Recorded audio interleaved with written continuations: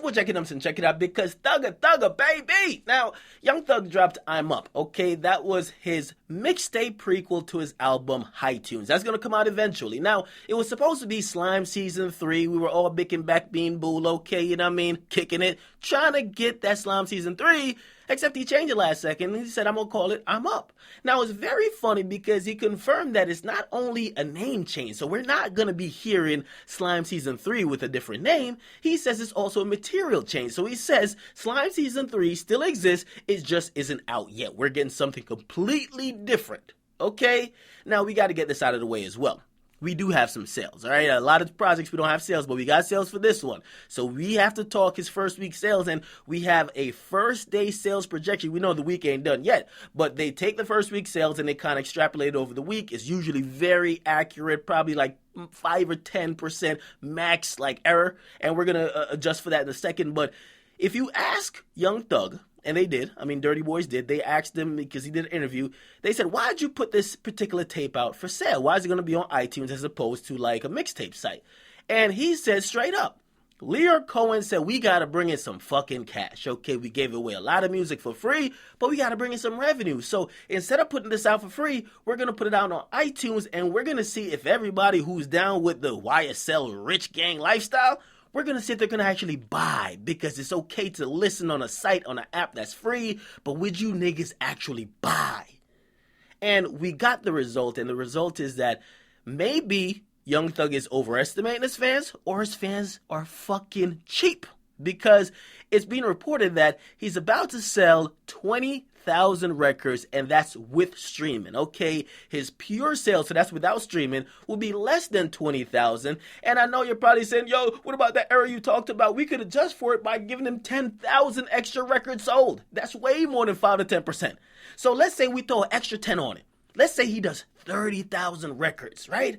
Think about that. If we think about the last project he put for sale, right, the Barter 6, that did around low 20s. So essentially, a year later, because that was dropped in April last year, a year later, Young Thug is still selling in the same little range. Basically, either Young Thug is just remaining stagnant, or he just hasn't graduated past where he was last year. That's a very defeating feeling, okay? Now, some might say, yo, it's promotion. They ain't really get a chance to promote. You know what I mean? Yeah, we're just going to call it a tape. Now, a tape and an album, we could call it whatever. It doesn't really matter. But as far as promotion, Young Thug finally did interviews. Okay, he ran around with Lyor Cohen, and he ran around with the owner of the label.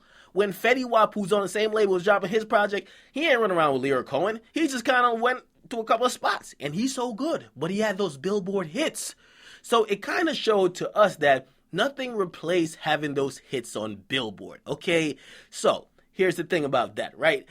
If we're going to be talking about him in Future, which he obviously was sneak dissing Future, he took a couple of shots. Future also put out a project, and the same projections got Future selling over 150,000 records. So Future will outsell Young Thug by at least 5 times. At least 5, okay? It could be 7 or more. Now, we're going to review this tape. It's a very short tape, 9 tracks. As I said, you guys know how I feel about tapes that got short amount of tracks, limited amount of songs to really sample from. You can't fuck up. You can't have misses. You can't have duds. You can't have boring tracks. You got to bring it on every track to be a really solid tape, okay? Now, we're going to get into it. Track 1 is called F Cancer. It's a dope-ass song, except the only gripe I got with this song is that it got nothing to do with cancer other than 2 words, F Cancer. And he gives a shout out to Boosie, okay? Because the shit he's rapping about ain't got nothing to do with cancer. Cancer ain't no pussy, nigga, okay? The track do got some bounce to it, which I will say is a little bit different from a lot of Young Thug projects or tracks lately. And you'll notice if you look at the production credits, Mike Will Made It is actually on it. And Quavo came through. You know what I mean? Quavo from the Migos, he came through. And even though you might be misled by the title, I thought it was a very solid start to the project, okay? I don't think it's a proper intro track, but Young Thug, and if you kind of get the gist with Young Thug over the last couple of projects, he's not the type of guy that gives you like an intro song. He got a collection of songs, he throws it on a tape and just kind of randomly labels them 1, 2, 3, 4, 5, 6, 7, 8, 9, 10, okay? That's how he does it. Now, track 2.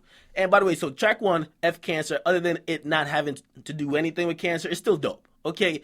Track 2 is My Boys, featuring Rollo and Lil Durk and Trouble. Now I was expecting a lot from this track because I like when Trouble collaborates with Young Thug. Thief in the Night, one of my favorite songs. And Trouble just has a way of kind of, it's like a yin to a yang. The way how Young Thug sits on a track, Trouble comes in with a different type of intonation and it just fits. It's like a nice switch up, so I always like it, right? Now, I will say this. Lil Durk sounds like a fucking dying Billy Goat with the autotune. Jesus Christ. On this track, I heard my first, I'm like, oh, what? What is this? You know what I mean? I could have definitely done without Rollo's verse as well. The Thug's hook is hot. Lil Durk was barely passable. Trouble, I give him salute again. He came through dope again. And I'm telling you, I want to see more Trouble and Young Thug. Okay, that's my personal request, but this is as much as an introspective song as you're gonna get from Young Thug right now. Okay, if you don't know what introspective means, it's like a reflective song, like you could be either rapping about your life or what's going on currently. Just kind of a song that's more aware, other than just fucking and turning up bitches. Okay, now I think it's a decent track, decent. Now track 3. For My People featuring Duke. It's kind of a different sounding beat than we used to hear Young Thug on. But once again, man, this track was a little bit underwhelming. This is a track where I feel that some of the slower tempo tracks for Young Thug, sometimes he'll get into that real sweet spot with a melody and he kind of catches us and just leaves us wanted more. Or sometimes it's just a complete miss. And I think this one it wasn't a complete miss, but it just didn't do anything for me. And this was the first underwhelming track on the entire tape, which is obviously we're 3 deep, 3 of 9, right? Now, the 4th track is called King TROUP. Okay, this is another slow tempo joint by Thugger, and I mean, yo, it's cool. It's cool. I mean, listen, we're used to the turned up Thug. I like the turned up Thug. Okay, songs like Rari, you know what I mean? I like tracks like that. But we're seeing a new side of him with tracks like these. I think eventually these tracks will become a little bit more catchy and also a little bit more meaningful, because you listen to the song and it sounds all slow, but if he's rapping about the same shit that you would probably want to turn up to, it doesn't make any sense. You know what I mean? A guy kind of, it has a slow tempo, but he's rapping about, you know what I mean, hopping out with bad bitches and pouring up. You know what I mean? It doesn't make sense. Now, he does shout out Roscoe. If you don't know who Roscoe is, that's the guy who shot up Lil Wayne's tour bus. He said they could have freed him. He grew up with no daddy, but they took advantage and did him badly. Okay, it's kind of interesting how Young Thug sees how the legal system works and how he sees crimes and criminals, but also his view might be a little bit affected because that's his friend. You never think your friend did nothing, okay? You know what I mean? Your friend innocent all the fucking way. Okay, so I get it. Now, track 5 is a track called Riding with Lil Durk. Now, Durk came proper on this track. Okay, the first track I wasn't feeling Durk on. This track I felt him on, okay?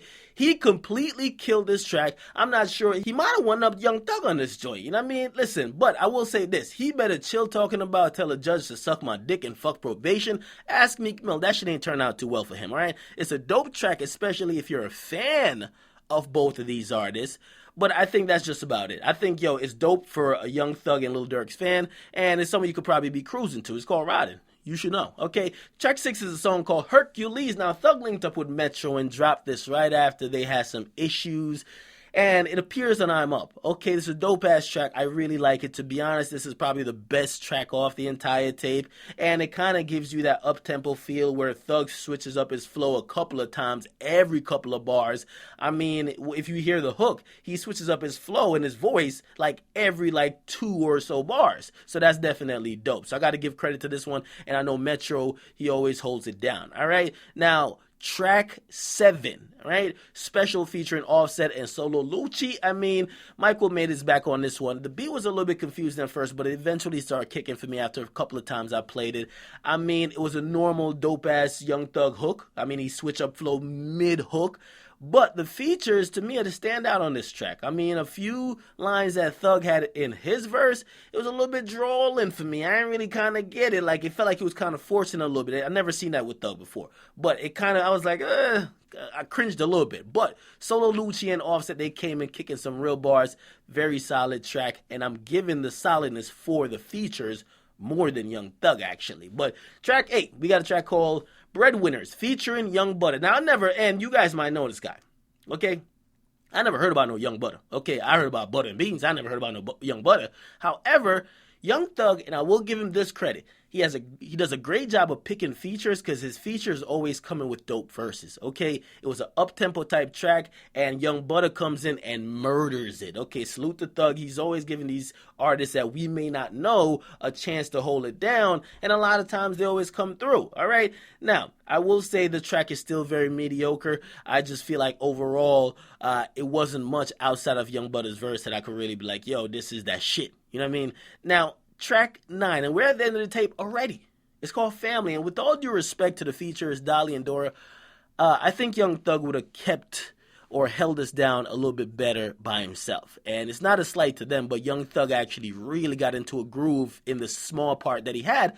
But I was left wanting more. He didn't have enough. And I'm kind of listening to it. I'm like, yo, I'm not getting enough Young Thug. You know what I mean? I'm hearing a Young Thug project. He's already given us 9 tracks.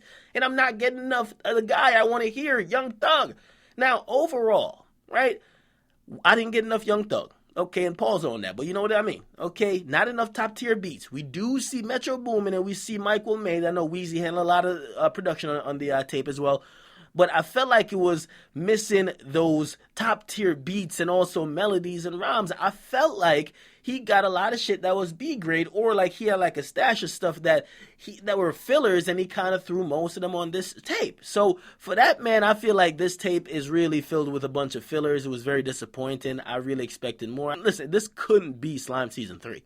Okay, his last 3 projects, right, Slime Season 1 and Slime Season 2, I mean, Slime Season 1 I loved. Slime Season 2 was a little bit of a letdown, but it got some joints on there. But this right here, man, this is garbage, man. I'm sorry. Listen, this was half-assed, half-hearted, and the material you should be dropping should be of higher quality if you're going to be talking about Future dropping too much music and not being of quality. So really, man, when I look at this tape and I see how short it is and I see some joints that really didn't connect and I see how limited and how half-assed it was, unfortunately, and it really pains me to say, I got to give this like a 3.4 out of 5, man. This was very weak. Very, very weak. And I hope Young Thug does better, but this was very disappointing in how I see his career going. Okay, get in the comment box, make sure you guys like, definitely subscribe. I'm out.